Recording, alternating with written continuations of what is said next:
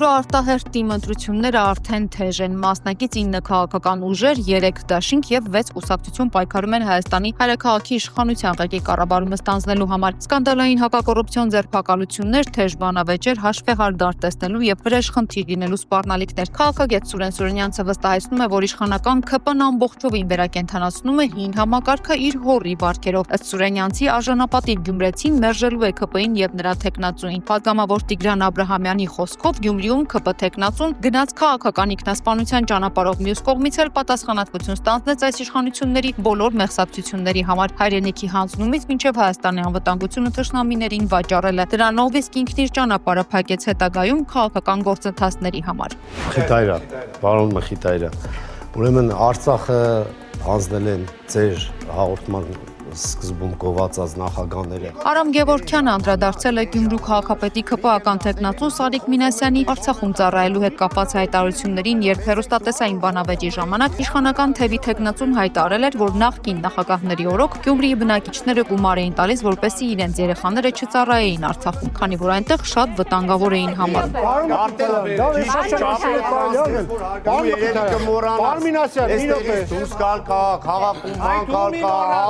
Ուրեմն ուշադիր լսեք քեզ ինչ կսե։ Հարգեք գերեցիներին։ Հայաստաներ եւ հետո հանձնեցի։ Արցախը Երբ գյումրեցիները փող կուտայնոր, Ղարաբաղ չծառայեն։ Դու Ռոբերտ Քոչարյանի դու Ղարաբաղը եկան վատ տեղ է, որ գյումրեցի գումար մտի վճարելով չէր դարձել։ Դու այդ կանը Պետք է հարգենք բոլորին։ Մի րոպե,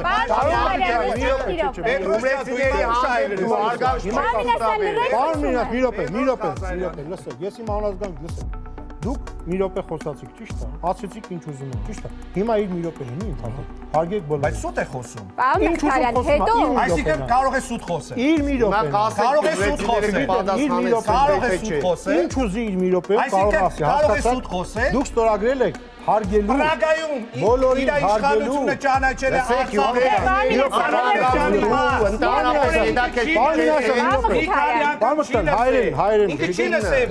Նիկոլ Փաշինյանը ճանաչել է Արցախը Ադրբեջանի մաս։ Դուք լսել եք պարոն Ղազարյան։ Պարոն Ղազարյան, ասեցիք, ես շատ բան եմ ասել։ Դուք ասեցիք, հիմա լսեք ուշադիր։ Պարոն Ղազարյան, ես վերջի անգամ ասում եմ, չեմ ասել։ Վերջինը,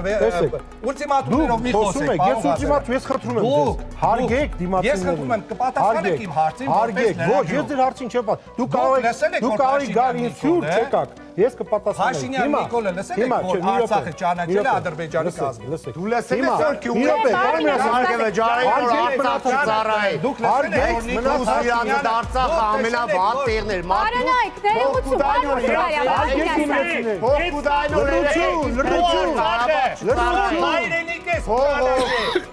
Արցախի բազմական անջատում եք միկրոֆոնը։ Կարող ես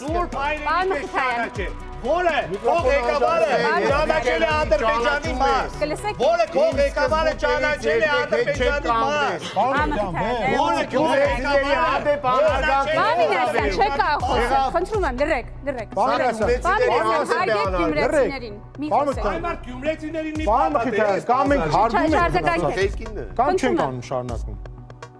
Ինչը չեք շարունակում։ Հարգում ենք, չեք հասկանում ինչ եմ խոսում։ Խոսափողս միացած է։ Չէ, անջատած է։ Չէ, դե միացել եք։ Մխիթարյան, ինձ Ես մենակ դուք չպետք է խոսեք։ Բա մենակ դուք պիտի խոսաք։ Չէ, բայց միացել եք։ Ձեր միկրոֆոնը միացած է։ Եթե հարգում եք մնացածին շարունակում եք։ Մնացածին հարգում եմ։ Ուրեմն տեսեք, չենք խախտում ֆորմատը։ Պարզ է։ Դուք ձեր մի րոպեն խոսացիք, ինքը պետք է մի րոպեն խոսա։ Ուրիշ ձև չի լինի։ Շարունակեք։ Սուտ խոսեց էլի ընդհատելու է։ Ուզենա սուտ խոսակ, Չէ, Հայաստանի Հանրապետությունը խոսշատ է խոսվել։ Սուտ խոսեց։ Դուք հիմա այս ժամանակը ծախսեցիք, ես Տիկին Դանիելյան, խնդրում ձեր եմ։ խաթր հարց չկա։ Վերջ։ Դուք ձեր արձագանքի հնարավորությունը կունենաք եւ հարց տալու հնարավորություն։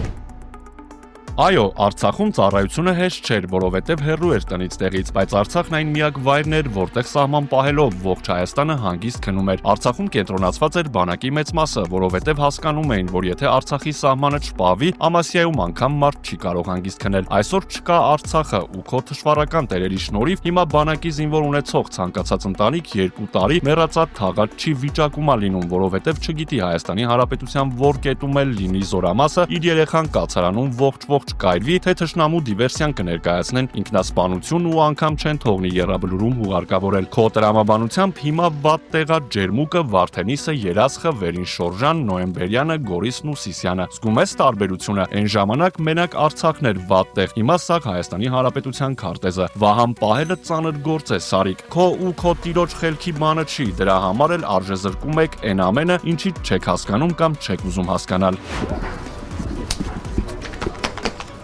Իրավապաշտպան Արսեն Բաբայանի գնահատմամբ Գյումրու քաղաքապետի թեկնածու Մարտուն Գրիգորյանի նախընտրական շտաբի ներկայացուցիչներն ապօրինի են ձերբակալվել, այդ թվում նրա որդին եւ հայրը, որոշ ժամանակ անց նրանք ազատ են արձակվել։ Գյումրիի նախկին քաղաքապետ, այժմ քաղաքապետի թեկնածու Վարդան Ղուկասյանը Նյուզեեմի հետ զրույցում նշել է, որ առաջարկ ունի Գյումրիում բոլոր ընդդիմադիր թեկնածուներին։ Հիմա ես այսպես եմ առաջարկում, ուրեմն ընդդիմադիր բոլոր այդ թեկնածուները, ովքեր իրենց ընդդիմադիր են դասում, ընդդիմադիր դաշտում են տեսնում, ես ասում եմ, եթե ինձանից շատ որևիցե մեկը ձայն հավաքեցիք, ես միանում եմ ձեզ առանց պաշտոն ուզելու, առանց փոխքաղաքապետի, առանց ինչ որ մի բաժնի պետի, առանց որևիցե մի բանի եւ իմ ավականները պաշտպանելու են ձեզ։ Եթե ես ձեզանից շատ ձայն ունեցա, որ այդքան մաքուր եք, հələ կտեսնեմ դուք ինձ կմիանաք թե ոչ։ Եվ եթե հանկարծ դուք սարքեք 3 հոգի իրար միանա, հետո կակ ինձ ասեք ձեր 3-ի ձայնը ընդուպ ինձանից ցածր լինի, 3-ից կամ 4-ի ձայնը ինձանից ցածր լինի, ու դուք կակ ինձ ասեք, թե մենք 3 հոգի իրար միացել ենք, թեկուզ մեր ձայները ձեզանից քիչ է, ուրեմն դուք պետք է մեզ միանաք։ Նմանատիպ բան եթե արեցիք, ուրեմն դուք Նիկոլի պատվերն եք կատարում։ Եվ այդտեղ կերևա, որ ասենք ձեր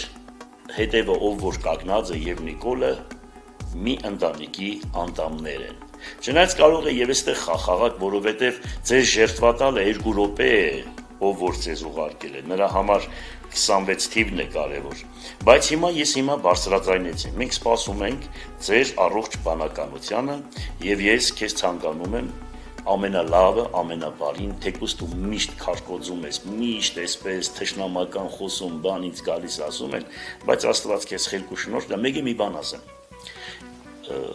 Ինձանից հեռու մնա։ Ես ոչ թե քեզ ահաբեկում եմ, իմ Տերս Աստված է, կպատժվես մեղքես։ Երևան-Բաքու այսպես կոչված խաղաղության բանակցությունները, որոնք ավարտված են ըստ հայկական կողմի, կմնան արդյոք թղթի վրա, կստորագրվի թե ոչ, ազգային ժողովի ճեպազրույցների ժամին պարզաբանում է Հայաստան դաշինքի պատգամավոր Արթուր Խաչատրյանը։ Իսկ ինչու պիտի ստորագրի, եթե առանց թղթի կտորի, առանց այդ բարաթի, Հայաստանի այսօրվա իշխանությունները, պաշտոնական Երևանը, բոլոր երևակայելի եւ աներևակայելի զիջումների գնումը, ինչու ինչ որ թղթ ստորագրի։ Հայտարարել են, որ տեքստը պատրաստ է, իդեպ եթե Ադրբեջանը դրա մասին չհայտարարեր, ես չգիտեմ Հայաստանի իշխանությունները դրա մասին խոսեին, թե էլի կփորձեին կոծկել, բայց բազմաթիվ նախապայմաններ է դնում։ Սահմանադրության փոփոխություն, միջանցքի հարց, պատերազմական հանցագործների արտահանձնման հարց, հայցերի հետ քաշում։ Ես կարծում եմ, որ Ադրբեջանի վրա եթե լուրջ ճնշում չլինի, Ադրբեջանը այսօր որևէ թուղթ չի ստորագրի։ Որևէ թուղթ չի ստորագրի։ Դուք կարծում եք, որ Փաշինյանը կարող է ճնշել Ալիևին։ Լավ, կարող է ճնշվել։ Թող դիմի հիմա։ Նես գաղտնիքներ ունեմ, ես կպարտադրեմ խաղաղություն։ Դե թող գնա պարտադրի։ Դեռ ինքը միան խորհրդանի ներսում է ասլան կտրում։ Ընդդեպ իդեպ են ժամանակ, երբ դահլիճում ընդդիմադիրներ չկային։ Սահմանային Խոզնավար ու Խնածաղ գյուղերում կրակոցները ըստ տեղացիների երեկվանից նվազել են։ Սյունիքի այս երկու գյուղերից քանի օր է հայտնում են ադրբեջանցիները ակտիվանում են գիշերը եւ հիմնականում օդ են կրակում։ Խոզնավարի վարչական ղեկավար Վահան Զաքյանի խոսքով, եթե նախորդ 6 օրերին ադրբեջանցիները գիշերը 10:20-ից սկսած 1 ժամը 1 պարբերականությամբ էին կրակում, արդեն 2 օր է հաշված անգամներ։ Չնայած պաշտպանության նախարարի մակարդակով այս առնչությամբ արված տխրահարճակ հայտարարություններին, ընդդիմությունը շարունակում է քննադատել ու պնդում, որ պաշտպանական գերատեսչությունը պարտավոր է նման դեպքերում իրազեկել քաղաքացիներին, անգամ եթե կրակոցները ադրբեջանական դիրքերում են տեղի ունեցել։ Հայաստանի նախկին արտգործնախարար Վարդան Օսկանյանը անդրադարձել է Նիկոլ Փաշինյանի ազգային ժողովում երեկվա ելույթին նշանավորված անկայուն պահվածքով եւ սպառնալիք հայտարարություններով նախկին նախագահների հասցեին։ Ըստ Օսկանյանի դա համոզմունքի արտահայտություն չէր, այլ անկման մեջ գտնվող մարդու հոգեկան փլուզում։ Իսկ այսօր Գյումրու ընտրություններից առաջ ընդդիմադիր թեկնածուների, նրանց հարազատների եւ կողմնակիցների նկատմամբ սկսված ձերբակալությունների եւ ահաբեկման ալիքը պարզապես հաստատում է այն, ինչ ամբողջ Հայաստանը վաղուց գիտի։ Փաշինյանը այլևս ի վիճակի չէ ղեկավարելու, նա պարզապես ձախողված առաջնորդ չէ, նա ազգային բեռ է։ Նրա շարունակական ներկայությունը իշխանության ղեկին սպառնալիք է Հայաստանի անվտանգության, ժողովրդավարության եւ արժանապատվության համար։ 7 տարի առաջ ժողովրդի հույսի ալիքի վրա իշխանության եկած Փաշինյանը դարձել է ազգային կործանման ճարտարապետ։ Նրա ռազմավարական կուրությունը, քաղաքական անփորձությունը եւ պատասխանատվություն ստանձնելու մերժումը Հայաստանին տարել են պատմական պարտությունների եւ մեկուսացման դարաշրջան։ Դեռ ավելին, Փաշինյանը ոչ միայն չի պաշտպանել Հայաստանի շահերը, այլև ակտիվորեն խաթարել է դրանք։ Այսօր նա միակ խոչընդոտն է Լեռնային Ղարաբաղի հայերի վերադարձի իրավունքը միջազգային օրակարգ բերելու ճանապարհին։ Հայաստանի ինքնիշխանությունը սկսել է քայքայվել նրա օրոք։ Հայ պատանները դեռ Ադրբեջանի բանտերում են։ Միջազգային ճանաչում ունեցող հայկական տարածքներ են փաստացիորեն զիջվել, իսկ նոր զիջումներն արդեն հորիզոնում են։ Եվ ամենադատապարտելին նրա վերաշարադրված ռետորաբանությունն է հայոց ցեղասպանության շուրջ։ Ցանկացած հայ առաջնորդի կողմից մեր ժողովրդի ողբերգությունը աղավաղելը աններելի է։ Նիկոլ Փաշինյանի ժամանակը սպառվել է։ Թվում է, որ Միացյալ Նահանգներ Իրան հարաբերությունների կարգավորումն այն է, ինչին ձգտում է Թրամփը, սակայն սա չափազանց բարդ գործընթաց է հաշվի առնելով Իսրայելի եւ Թուրքիայի գործոնները։ Հասկանալի է, որ Իրանի հզորացումը չի բխում ոչ Իսրայելի, ոչ էլ Թուրքիայի շահերից։ Եթե Իսրայելի դեպքում ամեն ինչ պարզ է, ապա Թուրքիայի պարագայում սա մի քանի բաղադրիչներ ունի, գրել է միջազգային ագետ Սուրեն Սարգսյանը։ Բավական է տեսնել, թե ինչ նյարդային են Անկարայից հետևում ռուս-ամերիկյան հարաբերությունների կարգավորման գործընթացին։ Դա նշանավորվում է Զելենսկուն Անկարա հրավիրելով եւ նրա գլխին հովանոց պահելով, ինչպես նաեւ տարբեր հայտարարություններով Ուկրաինայում զորք տեղակայելու վերաբերյալ։ Բոլորի համար ակնհայտ է, որ ռուս-ամերիկյան մեղրամսի պարագայում Անկարան կկորցնի Իրան փոխարինելի ռազմավարական գործընկերոջ դերն ու նշանակությունը, թե Ռուսաստանի, թե ԱՄՆ-ի համար։ Այսպես եղել է միշտ Արևմուտք-Ռուսաստան լարվածության պարագայում թուրքական գործոնը մշտապես կարևորություն է ձեռք բերել եւ հակառակը։ Մյուս սցենարի պարագայում, երբ ԱՄՆ-Իրան հարաբերությունները կարգավորվում են եւ պատժամիջոցները վերացվում են, Իրանը դառնում է տարածաշրջանային տնտեսական եւ քաղաքական հսկա, զարգացած տնտեսությամբ եւ ենթակառուցվածքներով։ Իրանը, որը տարածաշրջանում Թուրքիայի բնական հակակշիռն է, կդառնա զսպաշապիկ թուրք-ադրբեջանական ամենաթողության համար Հարավային Կովկասում եւ դրա սահմաններից դուրս։ Այս պարագայում Վաշինգտոնն ու Մոսկվան այլևս չեն կարող անմասն մնալ գործընթացին, ինչը կհանգեցնի բոլոր առկա պայմանավորվածությունների վերաձևմանը, եւ եթե հետևենք վերջին օրերի ամերիկյան դիվանագիտության ակտիվությանը, Ռուբիոյից զանգերից մինչև Հայաստանում ԱՄՆ դեսպանի Սյունիքի այց կտեսնենք, որ հենց այս նեգատիվ սցենարն է փորձում կանխել ամերիկյան դիվանագիտությունը, ամփոփել է Սարգսյանը։